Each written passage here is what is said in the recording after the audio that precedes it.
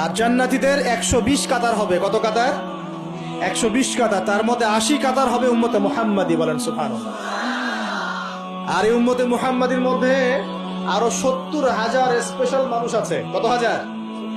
যারা বিনা হিসেবে বিনা আযাবে ডাইরেক্ট জান্নাতে যাবে ইনশাআল্লাহ। বলে দিব তারা কারা? 70,000। তবে অন্য একটা হাদিসে আসছে যে প্রত্যেক হাজারের সাথে আরো 70,000।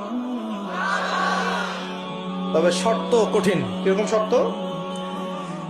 সাহাবীরা বসে ডিসকাস করছেন কে হতে পারে তারা।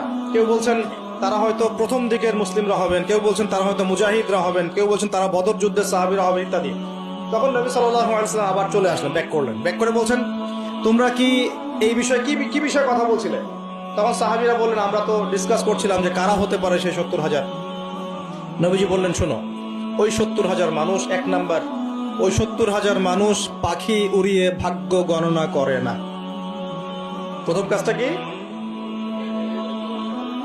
মানে তারা ইসলাম এত কঠিন ভাবে পালন করে যে পাখি উড়িয়ে ভাগ্য গণনা বা হাত দেখা, রাশিফল, এরকম শিরিকের ধার কাছেও নাই। তার শিরিকের ধার কাছেও নাই। দুই নাম্বার, তারা আগুনের শেখা বা উল্কি দিয়ে, এই ট্যাটু আছে না, ট্যাটু উল্কি আঁকে আগুন দিয়ে, এই ধরনের ট্যাটু উল্কি তারা আগে না শরীরের মধ্যে। এইসব কুলক্ষণে সুলক্ষণে তারা বিশ্বাস করে না।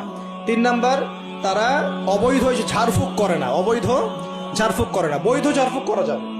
সূরা ফাতিহা পড়ে ঝাড়ফুঁক করা যাবে, সূরা ফালাক নাস ইখলাস পড়ে পড়া যাবে, আয়াতুল কুরসি পড়ে পড়া যাবে, কোরআন হাদিস দিয়ে ঝাড়ফুঁক করা যাবে। কিন্তু অবৈধ কিছু ঝাড়ফুঁক আছে না, তান্ত্রিক কবিরাজদের কাছে মানুষ করে, এগুলো করা যাবে না। আর চার নাম্বার হচ্ছে তারা সর্বাবস্থায় এক আল্লাহর উপরে তাওয়াক্কুল করে, ভরসা করে, আল্লাহর প্রতি তাওয়াক্কুল করে। এরা হচ্ছে সেই 70,000 মানুষের মধ্যে থাকবে ইনশাআল্লাহ।